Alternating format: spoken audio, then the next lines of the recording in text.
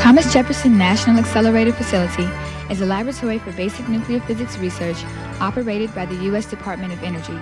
At Jefferson Lab, scientists can advance our understanding of matter itself by probing quarks and gluons in the atom's nucleus with beams of electrons from the superconducting accelerator. Jefferson Lab has an educational mission as well. The Jefferson Lab Science Series features scientists and engineers who are gifted in making their work not only informative but fun. The Science Series is held once a month in the Jefferson Lab Auditorium. The presentation is live, spontaneous, and unrehearsed.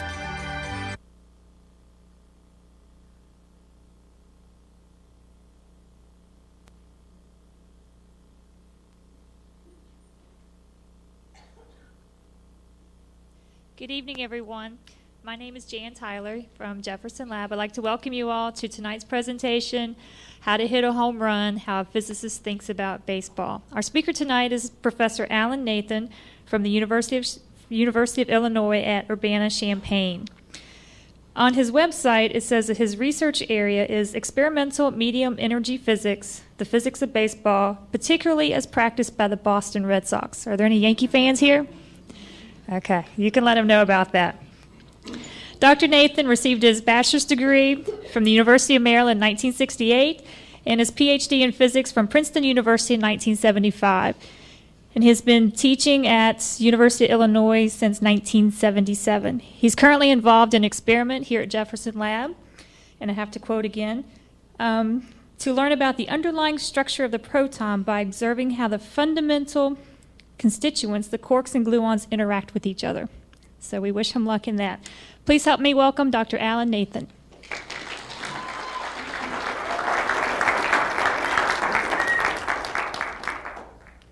Well, thank you for the introduction, Jan, and thanks for the invitation to speak here. So here's the title, Hitting Home Runs, How a Physicist Thinks About Baseball. In fact, one might ask the question, why a physicist thinks about baseball? Actually, that's a little bit easier question to answer. Why wouldn't anybody want to think about baseball? And just to show you, some of you, not many of you, are old enough to actually remember this picture. This is one of the more remarkable pictures in the history of baseball. If you look at the scoreboard here, those of you who understand baseball see that this is the bottom of the top of the ninth inning, and the Brooklyn Dodgers up here have no runs, no hits, no errors. This is the final pitch of Don Larson. This is Don Larson's perfect game, 27 up, 27 down in the 1956 World Series, the sixth game of the World Series. 1 ball, 2 strikes. This is the final pitch. This is the source of all sorts of great trivia questions, and if anyone comes up to me afterwards, we can talk about the trivia associated with that. But when you look at a remarkable picture like this, it's very easy to see why someone would want to think about baseball. Now, my own background is this. I was interested in baseball long before I was interested in physics, okay? The physics came a whole lot later. And in fact, studying the physics of baseball came even later. But it seemed also quite natural because my day job, that Jan just described, is experimental nuclear particle physicist. I do experiments right here at Jefferson Lab as well as other places. And in those experiments, I study the high-speed collision between subatomic particles. So it seemed rather natural then, on my nights and weekends job, my moonlighting as it were, to study the physics of baseball, in which I studied the high-speed collision between two very different kinds of objects, a baseball and a bat. So it was sort of just a natural extension. Now I want to focus this talk on basically how to hit home runs. So I'm going to really try to focus in on the collision between the ball and the bat, as well as the trajectory that the ball follows as it goes through the air.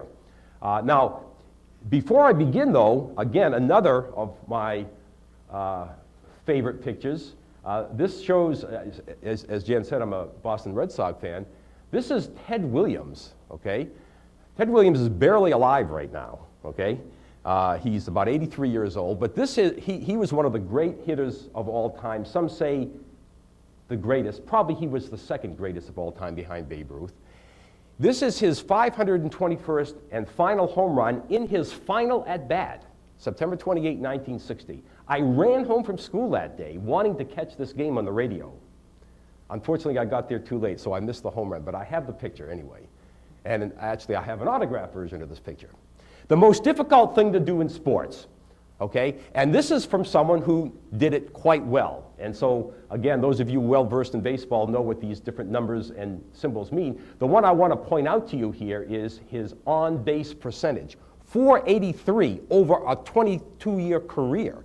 He got on base roughly half of every time half the number of times he got up over a full career. That is the record. So again, I say, how could you not be enthusiastic about baseball when you see things like this? All right, so let's talk, whoops. Oops. Let me just go over to here and do this, since I don't have the hand-eye coordination that Ted Williams had. Okay, so let me go over why it's so difficult to hit a baseball. As a physicist say, you just simply have to look at the numbers to see. Imagine that you have a 90-mile-per-hour fastball, which a good pitcher easily can throw these days. It takes of order 0.4 of a second, 0.4 seconds, from the time it leaves the pitcher's hand till it crosses home plate. That's not a long time. You know, you blink and it takes about that long. Okay? Now, the batter needs about half that time to just observe the pitch, process that in his brain, and make a decision as to whether he wants a swing. By then, the pitch is halfway to him. The only time he has to observe is that about 0.2 seconds. That's all.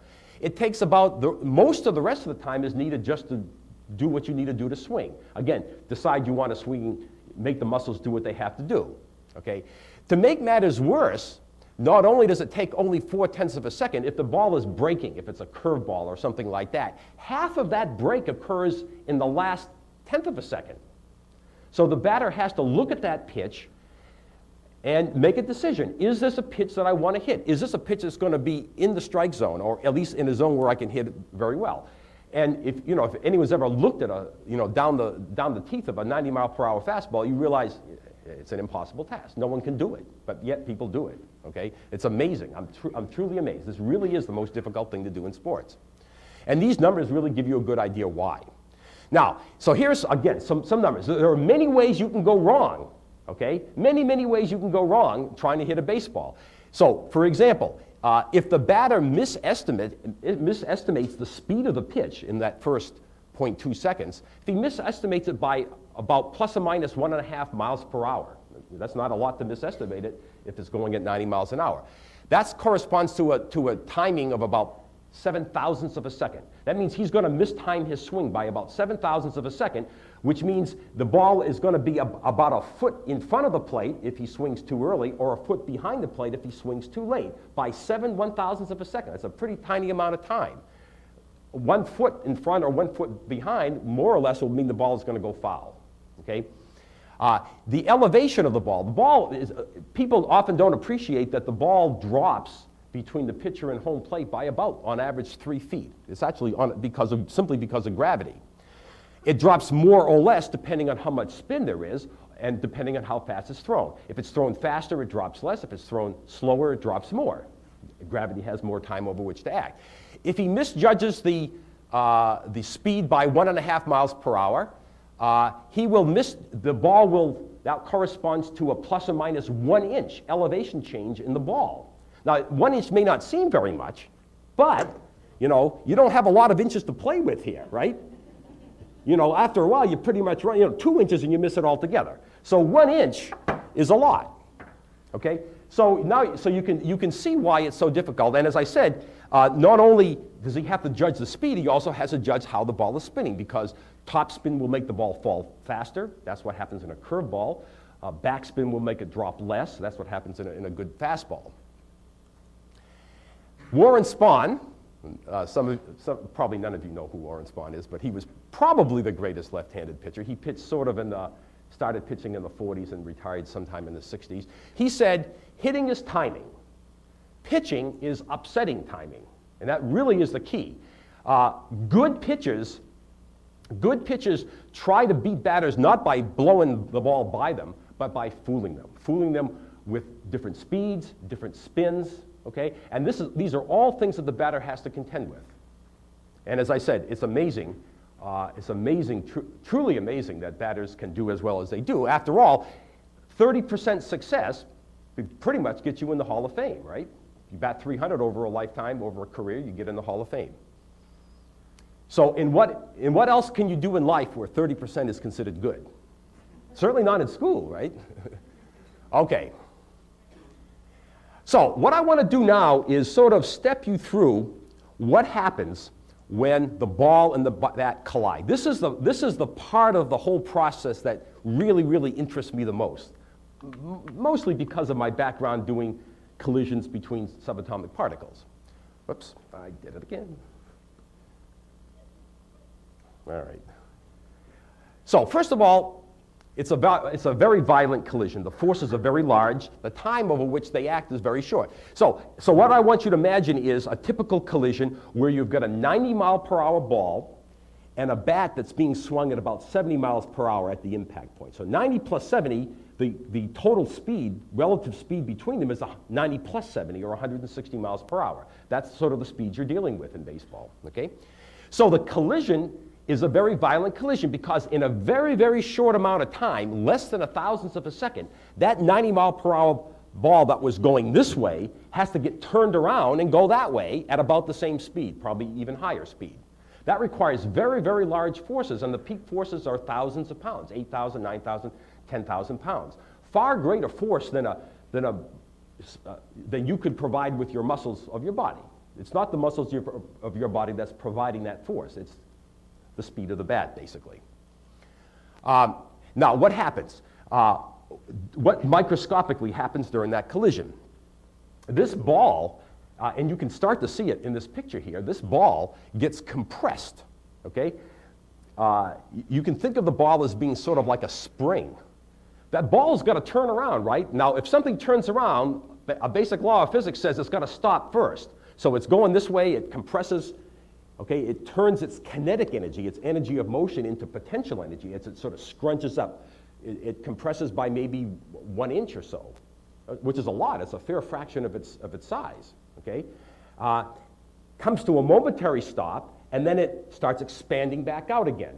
So energy gets converted from kinetic energy, the initial energy of motion, to the potential energy that compresses the spring, and then it propels back out again, pushing against the bat, and that's how it turns around. So the ball compresses, it stops, and expands. Kinetic energy gets exchanged with potential energy, and then back into kinetic energy again. Lots of energy is dissipated. Lots of energy is lost. It's a very, very inefficient process. When this ball compresses, it deforms, there's friction, there's heat. I mean, after a while, the ball gets so deformed that they don't want to use it anymore. In Major League Baseball, they probably, a baseball is probably used for maybe 3 or 4 whacks of the bat, and they throw it out of the game, or they throw it into the stands and let the fans have it as a souvenir. A lot of energy is dissipated. Okay. Now, the energy gets dissipated principally in the ball, but for certain kinds of hits, it also gets dissipated in the bat. Vibrations in the bat. I'll show you that a little bit later. Now here is one of the key things. I'm not going to say a whole lot more about it, but it's worth telling you about it now because most people don't believe it when I tell them this. The job of the batter is to get a high speed on the bat and all the timing issues, to get the bat in the right place at the right time with a high speed. After the batter has done that, he might as well drop the bat just prior to the ball hitting it, because anything he does then simply doesn't matter as far as the ball is concerned. The collision is so fast, okay, the forces between the ball and the bat are so large compared with any force that the batter himself could provide, that anything the batter does from a very brief instant of time before the collision, at that point, there's nothing else he can do that will make any difference. He could simply drop the bat, and it wouldn't make a bit of difference in what happens to the ball. Of course, it makes a bit of difference in what happens to the bat, but it doesn't matter as far as the ball is concerned. By the time the reaction of the bat at the hands does something, okay, the ball has long left the bat. So you may ask, well, why do coaches always tell you you should follow through your swing? The reason I tell you that is a good follow through in the swing assures that what you did prior to that is probably the right thing. Certainly anything you do after the ball leaves the bat couldn't possibly matter to the ball. But what I'm saying is nothing you do just a very brief instant prior to the ball hitting the bat matters either. Okay. Now, So here's another nice picture. So you know, you could just surf the web and find all sorts of cute pictures like this. Here you see the ball and the bat colliding, and now you see this is a little bit further along in the collision. You see the ball is wrapping itself right around the bat. Okay? And I've seen pictures, but I don't have a copy myself, where you really see the ball squashed in here. Okay? And it really is wrapped itself halfway around the bat. Okay, so what is required to hit a home run? Basically 3 things. There are 3 things that the batter more or less can do, things that he has under his control as far as hitting a home run is concerned. First of all, he needs a large hit ball speed. You want the speed of the ball after the collision to be large. Now, I'm going to spend a good deal of the time here focusing it on what guarantees that there will be a large hit ball speed. But for now, this is say you want the speed of the ball just after it leaves the bat to be large. Okay? And to give you an idea, if the hit ball speed is something like 105 miles per hour and you're going at sort of the optimum angle, just about 35 degrees or so, that'll give rise to about a 400-foot drive, which is, in most ballparks, it's going to be a home run unless you're hitting to dead center. Every additional mile per hour on this hit ball speed will give you another 4 or 5 feet. So every mile per hour counts. They say that baseball is a game of inches. Well, it's a game of feet maybe, but all right. You see, every mile per hour really does count. Every edge that you can get really matters over the course of a long season. Baseball is replete with statistics, right? There's no game that has so rich in statistics as baseball. And managers and people, they have laptops in the dugout these days, right? We're keeping track of all this stuff and trying to figure out the best strategy. Okay, now the second thing you need is the proper takeoff angle. Okay, you certainly don't want to hit the ball straight up. You don't want to hit the ball straight out. You don't even want to hit the ball straight out. If you want to hit a home run, you better take off at a certain angle. In introductory physics courses, when you always neglect the resistance of the air, that's a 45-degree angle. But in real life, it's a bit smaller than that. It's more like 35 degrees when you take into account the air resistance. About 35 degrees, that's what it says. And you want lots of backspin on the ball. Those people who play golf understand this very well.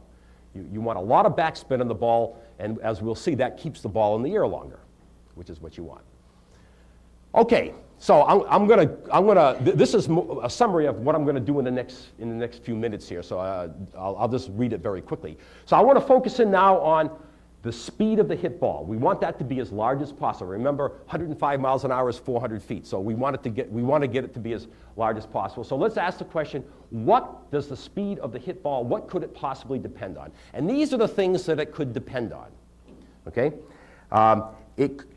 There's the stuff, I like to divide this into 2 categories, the stuff I call the basic stuff, the speed of the pitch ball, the speed of the bat just prior to the collision, and the weight distribution of the bat. So those are the simple things. We'll talk about that.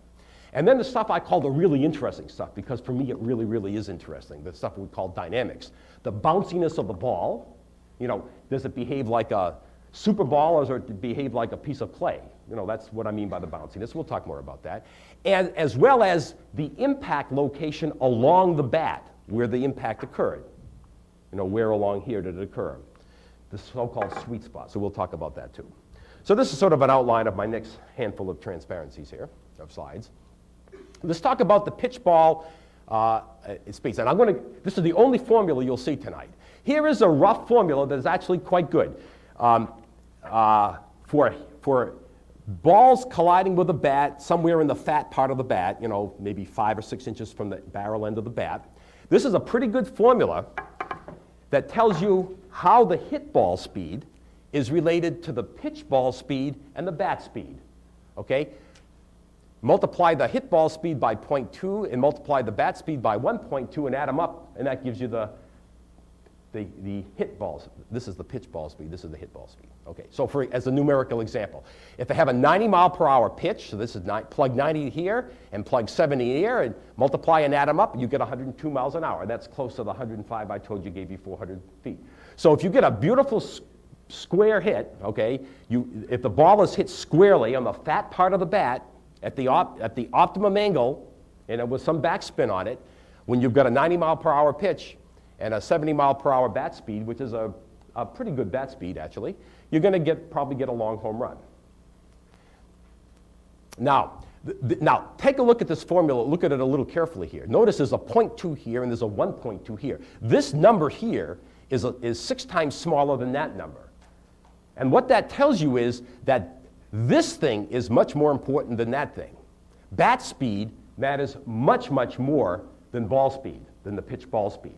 Now, anyone who's ever played the game knows that, but what you may not have realized is how much more important it actually is. But just think about it for a second. You can very easily hit a home run with a fungo, right? You throw the ball up and you hit it like that, in which case the pitch ball speed is essentially 0, and everything comes from the bat speed. And you can easily hit a long fly ball with that. Think of the opposite situation, trying to hit a home run by bunting the ball, okay? No matter how fast the pitch is, if your bat speed is 0, as it is when you're bunting the ball, the ball's not going to go beyond second base, okay? So it all agrees with your common sense and with your observations of what really goes on in the game of baseball. But this is actually a very, very handy formula, and I have more or less committed it to memory because I could quickly figure things out. So bat speed matters much more than ball speed. Each mile per hour bat speed, if I change this by 1 mile per hour, I change the hit ball speed by 5 miles per hour. Okay? 5 miles per hour is worth about 20, 25 feet in a long fly ball. Each mile per hour of pitch speed is worth, oh, I'm sorry, I said it wrong. Each mile per hour of bat speed is worth about 5 feet in a hit ball. Okay? Each mile per hour of pitch speed is only worth about 1 foot. So again, it just shows that bat speed is much more important. The other thing I wanted you to look at here is the fact that this number here is actually quite small. I mean, this 0.2 is small. Now, this 0.2 can change. I mean, if I hit the ball somewhere else on the bat, or if the ball is a little bit more bouncy or less bouncy, this 0.2 is going to change. But whatever number is here, this number is going to be 1 plus that number. You see, this is a 0.2. This is 1 plus 0.2. It always works out that way. The collision, though, the fact that this number is so small tells you that the collision is a very, very inefficient collision. And it's inefficient mainly because of this loss of energy when the ball compresses. Okay? When the ball compresses and expands back out again, it deforms the ball. A lot of energy goes in, a lot of energy is wasted as a result of that. If the baseball were something like a super ball and the collision were purely elastic, there would be no loss of energy, then you would have perfect efficiency, and instead of having 0.2 and 1.2 here, you would have a 1 here and a 2 here. It would be much, much more efficient. So if you could change the rules of the game to use a super ball, okay, rather than a real baseball, and if you had a heavy bat, then it would be a much, much more efficient collision. Okay, what else does the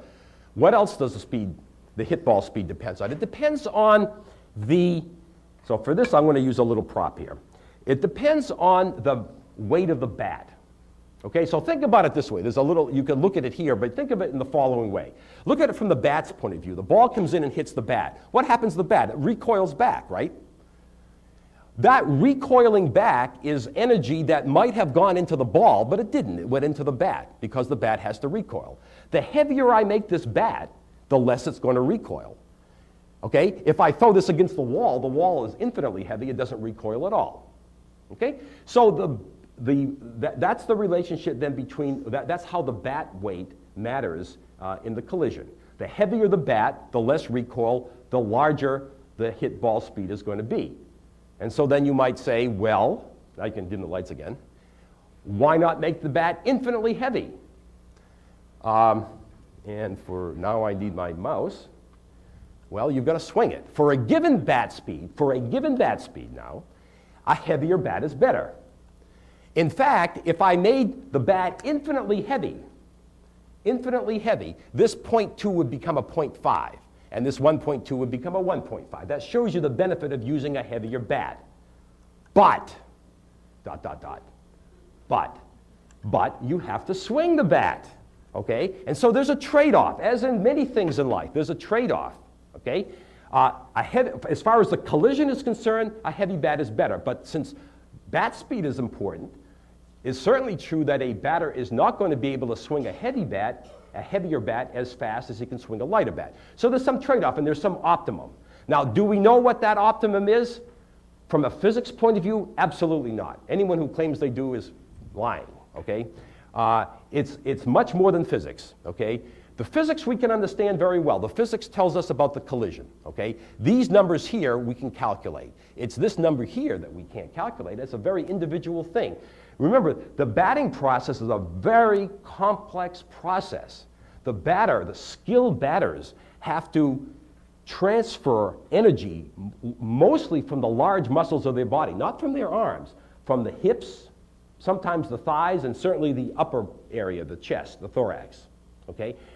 Those are the large muscles of the body that are used to generate most of the energy. The arms merely serve to transfer that energy from the big muscles of the body to the bat. And those batters that can do it very efficiently do it remarkably well in such a way that by the time the bat hits the ball, the body is almost completely motionless. The bat is moving and the body is completely motionless. All the energy that you generated in the muscles has been transferred to the bat.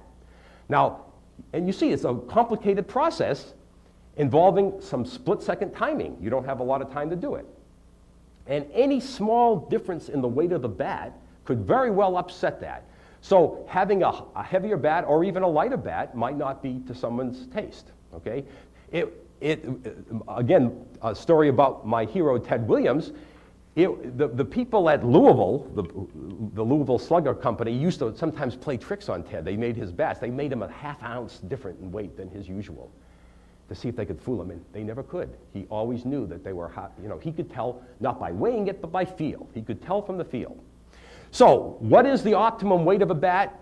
It's a highly individual thing. Generally speaking, though, if judging from what college players do, college players have the advantage that they can use aluminum bats, which are generally much lighter or could be made much lighter. College players almost invariably prefer to use lighter bats than heavier bats, effectively giving up the advantage in terms of the collision efficiency that a heavier bat would give them in favor of getting higher bat speed. Now, of course, it has more to do with just bat speed. It's also bat control, the ability to accelerate the bat. If you've got a lighter bat, you can accelerate it faster and therefore can wait a little longer on the pitch, giving you more time to observe the pitch before making your decision. So this is a complicated question as to what the ideal bat speed is, and it's not a question that a physicist really can answer. It's not tailor-made for a physicist to answer. Okay, let's talk about the bounciness of the ball. There's a word that some of you may have heard of before. It's called the coefficient of restitution. It measures the bounciness of the ball. For those of you who play softball recreationally, or certainly if you play in some officially sanctioned league, look in the ball sometime. It tells you COR 0.47. Okay, the COR is the coefficient of restitution. Okay, it measures the bounciness of the ball. If you bounce a ball from a hard surface, so here's some picturesque balls being bounced on a hard surface. If you measure, let's see, I probably have it written down here. It measures the bounciness of the ball. It's the final speed divided by the initial speed when you're colliding from a massive rigid surface. For a baseball, the coefficient of restitution is about 1/2, and it's regulated to be 1/2 by the rules of the game. It's a little different from college ball than it is for Major League ball. It's a little different for a softball than it is for baseball, but generally speaking, it's something like 1/2. 1/2 means the following. If I drop a ball from a certain height onto a hard surface, it'll bounce up not to its original height, but to a height which is 0.5 squared of its original height, which is 0.25. It only bounces up to a quarter of its original height. That's what's being shown here. A super ball bounces up to a big fraction of its original height. But a baseball's down here somewhere. A golf ball's a little bit more lively, and a tennis ball is a little bit more lively, and a table tennis ball is less lively. So the final height divided by the initial height, it says 3/4, but that really means 1/4. Forget that, it's 1/4. Okay. But what's 3/4 is the amount of energy that's lost. So remember I said it's an inefficient collision. And it's inefficient because one of the main reasons why it's inefficient is because of 3/4 of the energy being lost by the ball. And the reason why it's lost is because of this high compression of the ball, the frictional forces associated with that, et cetera. Now, 2 years ago, at the beginning of the Major League Baseball season, in the year 2000, in April and May, there was an inordinate number of home runs hit in the first 2 months. And it raised the question that comes up maybe every 5 or 6 years, is the baseball juiced? That was in all the papers. There was a big topic of discussion. Major League Baseball loved all this discussion because then, it's good publicity for baseball. Is the ball juiced? What does that mean, is the ball juiced? Basically, what that means is the bounciness of the ball, the coefficient of restitution, higher than it used to be, for example? Back in the turn of the previous century, the early 1900s, the so-called dead ball era of baseball, the era that Ty Cobb played in, for example, the ball really was quite a bit deader. The coefficient of restitution was significantly smaller. There was very few home runs hit. It was only in the Babe Ruth era when home runs started to be popular. People were worried that the baseball was juiced, okay, that the coefficient of restitution was higher than it was, even a year ago. So lots of tests were being done and lots of stuff was written about it, and all to no avail. I mean, the conclusions were, no, it's not juiced, but as I said, Major League Baseball loved all this discussion. It kept people interested in the game of baseball. People sometimes ask me, why are there so many home runs being hit these days? Or another popular question that I get is, it goes something like the following. Babe Ruth set his home run record in 1927, 60 home runs. Roger Maris broke that record in 1961, 30-something years later. And then it was until 1998 when McGuire hit 70 home runs to totally obliterate that record. So long time between records. And now, last year, Barry Bonds breaks McGuire's record, which is only 3 years old. So isn't that evidence that the ball is juiced or something like that, that the game has changed? And I say, that's the wrong question to ask. It's the wrong question to ask why it took such a short amount of time to break that record. The real question to ask is why it took such a long time to break the previous records. Because if you look in any other physical activity, like track and field or swimming, you see records evolve very slowly. They're always being broken incrementally as time goes on. You don't see records lasting for years and years and years. So really the question is not why the record was broken so quickly, it's why it took so long to break the record. That's my point of view anyway. As a baseball fan, that's my point of view. Okay, oh, by the way, the rules of Major League Baseball actually allow approximately a 10% variation in the coefficient of restitution. It has to fall between two bounds. That 10% variation by itself can give rise to differences of something like 30 feet in how far a long fly ball will travel. So, someone could get lucky and get a lively ball. The umpire has a big sack full of balls here, right? Pulls out a rabbit ball, for one guy and a dead ball for someone else. There could be differences of 30 feet just from differences in baseballs. Okay, so let us move on. Now this is one of my favorite things to talk about. Let's talk about the sweet spot of the bat. So this is the other thing the batter has under his control if he wants to get a good hit. Where along the bat the ball hits. So the collision excites bending vibrations in the bat. Those of you who play the game know it stings, right? It hurts when you mishit the ball. And also you get this dull thud. You don't hear this nice sharp crack. I'm talking about a wood bat now, okay? With an aluminum bat, well, forget about that. All you hear is this ping, ooh. Sometimes the bat actually gets broken. Now, this excitation of energies, so now I got to go through this cute little demo. I just learned, someone just showed me this a month or so ago. This is kind of cute. You want to know, so here's the ball hitting the bat. Now listen to this. This is a little amplifier here. It's amplifying those vibrations. Okay, you don't have any trouble hearing them, right? Hit the ball down here, still hear them. Just kind of hold the bat lightly about 6 or 7 inches from the knob and just start pounding away. Whoops, nothing there. So where's the sweet spot of the bat? Right there. No trouble finding that. Okay, so this is the place where when the ball hits the bat, where you're much, much less likely to excite vibrations in the bat. It means the bat is less likely to break. It means those vibrations that you hear, that's energy going into the bat that might have gone into the ball. Okay? It's not desirable. It hurts, and it takes energy away from the ball. So it lowers the effective coefficient of restitution. Okay, here's a nifty picture that I got from the web. Here the ball has just left the bat. You can, partly this might be a little bit of funny photography, but nevertheless, you can see this bat is really bent. Okay? I have some more pictures. Here is a bat that's just leaving the ball. You see it's hit way down, you know, sort of halfway down, very close to the hands actually. And those, I guess I got this out of my local newspaper. If you look carefully here, you see the bat is just starting to splinter right here. Okay? You're really exciting a high amplitude vibration that gets so big that the fibers of the wood actually start to break. That seems to happen a lot these days, actually. And then, so here's a nice little picture that shows sort of the sweet spot zone, okay? The vibrations that we were hearing are sort of the fundamental vibrations. It's sort of like vibrations of a guitar string. You've got the fundamental vibrations and you've got these overtones. Well, similarly in a bat. You know, in the region of the bat, roughly 4 to 6 inches from the end of the barrel is where those vibrations are least likely to be excited because they're so-called nodes of the vibrations there. That's what we just heard, is that when we hit the node of the so-called node of the vibration went away.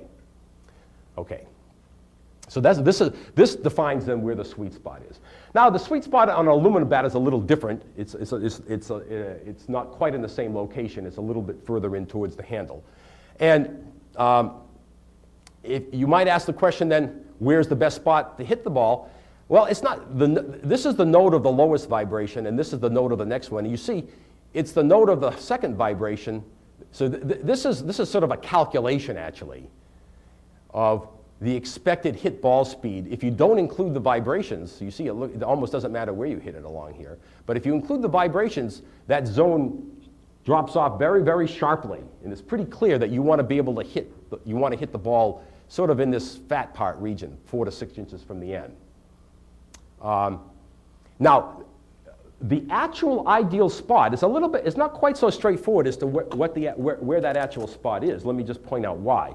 You'd like to hit the ball somewhere where the vibrations are least. But remember, when the batter swings the bat, it's being rotated about a point, you know, somewhere near the end. And the bat speed is bigger the further along the bat you go. And so there's some trade-off here. You want the collision point to be as far out as possible in order to get the highest bat speed as possible, but you want it to be close to the vibrational nodes in order that you don't have any energy in vibrations. When you put all that together, you discover that the ideal hitting location is sort of on that sweet spot that I told you about, plus about another inch, a little further out than that, simply because the bat speed is higher out there. Okay, now let me spend a couple minutes and tell you why aluminum is such a better hitting device than wood. This is sort of an aside. Major League Baseball, they're not using aluminum bats, but somebody was kind enough to bring me an aluminum. So this is a softball bat. If you look at it, you see it's built quite differently than the baseball bat. It's got a longer barrel and a shorter taper. Okay. What makes an aluminum bat better? There are a variety of reasons. First of all, a wood bat is a solid chunk of wood. Basically, if you want to make a wood bat lighter, because you feel more comfortable with a lighter bat, you could trim it up a little bit, but mostly if you want to make it significantly lighter, you got to make it shorter. That's the major thing you can do to make it lighter. Most of the weight is sitting out here in the barrel, okay, because that's where the diameter is biggest for a solid piece of wood. Of course, it may not be desirable to make it shorter because, of course, you've got to protect the outside of the plate. Now, with an aluminum bat, you can get around that altogether. The aluminum bat is a hollow shell. Okay, so you can make the shell as thin as you like as long as it's sturdy and rigid. Not only that, you could add little discs of mass, you know, anywhere in the inside that you want. Okay, so for a given length bat, you can make the bat as heavy or as light as you like.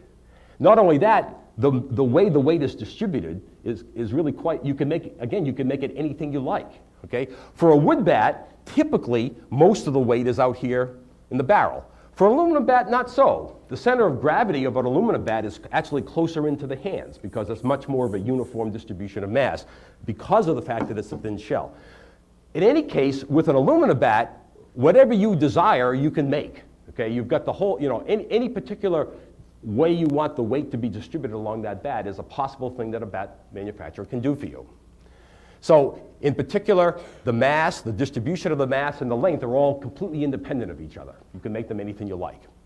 The bat is generally lighter because you can make it lighter without making it shorter, and the center of gravity is generally closer to the hands. That makes it easy, for both those reasons, it's easier to swing. So you generally can get a higher bat speed with an aluminum bat. And I think that's the principal reason why, that's one of the principal reasons why college players prefer aluminum bats. There's a second reason. Of course, because this is a hollow shell, if I make the barrel fatter, it's not going to necessarily increase the weight of the bat significantly. So generally speaking, for baseball, for softball it's different, but for baseball, they tend to be fatter. I think the rules allow 2 3/4 inch diameter bats. No, I don't think anyone in the Major League Baseball is using a barrel that's 2 3/4 inches. I mean, there might be some people, but that would be considered to be a rather fat bat. So having a fatter bat, of course, gives you a bigger hitting surface. Okay, it's more, so usually you have a fatter barrel and a thinner handle, and it's more forgiving on missed hits, on inside pitches especially. In fact, one of the problems that college ball players have who are using aluminum bats when they try to make the transition to the major leagues is sometimes they have to learn how to hit all over again, because the aluminum bat is so forgiving on a ball that's hit away from the sweet spot that you don't have to, you don't have to worry about it, okay? Whereas major league players with wood bats learn how to make adjustments in their swing if the ball is going to be hitting in the wrong place. You have to learn how to do that, and you don't learn how to do that very well if you're not motivated to learn how to do that if you're using an aluminum bat. But the real reason, I'm showing you a bunch of things here, the real reason why aluminum bats are so much more effective is this thing called the trampoline effect. So I have a little demo of the trampoline effect here. Basically what I want to show you is this. I don't have a good picture with a bat and a ball colliding, but here's a tennis ball and a racket colliding. Remember what I said? When the ball and the bat collide, the ball gets compressed a lot. The bat barely gets compressed. Okay, you almost can't compress a wooden bat. But notice that the tennis ball and the tennis racket together compress. Some of the energy that might have gone into compressing the ball instead went into compressing the strings of the racket. And the strings of the racket are much more forgiving in terms of returning that energy than the ball. The ball, as we said, is very inefficient. So anything you can do to make the ball, the colliding surface, in this case the tennis racket, more compressible so that some of the energy is stored in that as opposed to the ball, that will improve the performance of the bat. So I have here the so-called happy balls and the sad balls, okay? Two seemingly identical balls, little black things here. Okay, I don't know which one is which. Okay, now I do. This is basically a super ball. This one looks identical, thud, okay? You can easily tell them apart if I'm bouncing from a hard surface here. But now let me bounce them from my little bongo paddle here. Okay, so here's my bongo paddle. Now watch. This one bounces nicely. This one bounces basically equally. Whoops, didn't hit it. Basically, they both bounce equally well, okay? And why? Because when it bounced from the hard surface, okay, like this, that's like bouncing from a wood bat, it's the ball that did all the compressing. And one of these balls was very inefficient, the other one was very efficient. When I bounce from this flexible surface, it's the surface that did all the flexing, okay? And that was very efficient. It's called the trampoline effect. It's like bouncing off a trampoline. And that is why the aluminum bat is so much more effective, because this thin shell can actually compress and store some of the energy that might have been stored in the ball being very inefficient. So like that bongo paddle, the ball sort of propels off from there in what is usually called the trampoline effect. So you see that in tennis. You see that in some golf drivers. The metal drivers are hollow shells that do the similar thing, although they're starting to regulate that a little bit more. So people wonder whether cork bats might do the same thing. Cork bats are wooden bats in which you drill out maybe a 1-inch diameter hole, maybe 8 or 9 inches into the bat, okay, making it hollow, reduces the weight, sort of makes it look like an aluminum bat in a funny way. Certainly it reduces the weight and makes it easier to swing. But some people wonder whether there's some trampoline effect associated with that, because now that it's slightly hollow, maybe the wood can flex a little bit more. I doubt very seriously that that's true, although I've had ball players tell me they have used cork bats and the ball just flies off the bat. So one of the things I've learned in studying this whole business is that when ball players tell you something, you should definitely pay attention to it. They may not have the reasons right, but they certainly know what's going on. In any case, the net result is you have a higher batted ball speed, generally speaking, from an aluminum bat. You will probably never, ever see aluminum bats used in Major League Baseball. Okay, now, I've reached sort of a point in this talk which is sort of a natural breaking point, and I think that rather than go on, I will pause here and take questions. So ask questions. Yes? These are so he asked, these air bats, do they make a difference? These are bats in which I guess there's compressed air inside of here. I never have studied that, and I sort of always wondered why they would necessarily be more effective.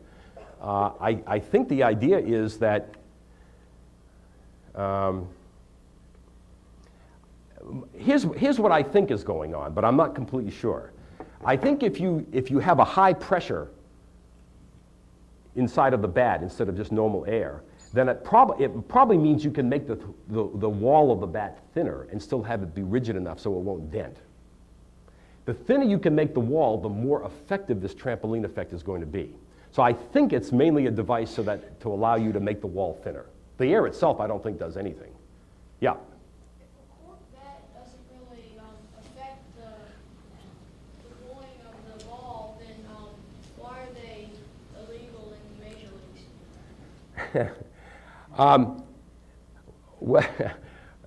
That's not, okay, that's a good question. So the question is, if a cork bat is not more effective, then why is it illegal? Well, a cork bat is more effective in the following sense. You can get a higher bat speed with a cork bat because it's lighter. You've removed mass just in the place where most of the mass is. Last summer, actually, I did a little test on a cork bat. I took a bat, an uncorked one and a corked one, and I simply compared their properties, and I concluded that the cork bat was actually less effective than the uncorked bat because it was lighter. Remember, having a heavier bat helps, okay, as long as you can swing it. So it's one of these things that's a trade-off, and the other thing you have to keep in mind is that baseball is a very traditional game, okay? They don't like the rules being changed. There's another rule about the pine tar rule, right? You can put this pine tar, this sticky substance, on the bat. It's supposed to be there to help you get a better grip on the bat, okay? But you're not allowed to go above a certain point, and if you do, then they take the hit away from you. And there's the famous George Brett home run. Does anyone remember that? Where George Brett hit a home run against the Yankees, I think, and then the Yankees protested because there was pine tar up near the hitting surface, and George Brett went ballistic. I've never seen the guy go so ballistic. And eventually, it was overruled, and they gave him the home run back again. Again, that's another rule. There's no good reason that I can think of, really, why you shouldn't put pine tar up here. But it's a rule. Anyway, any other questions?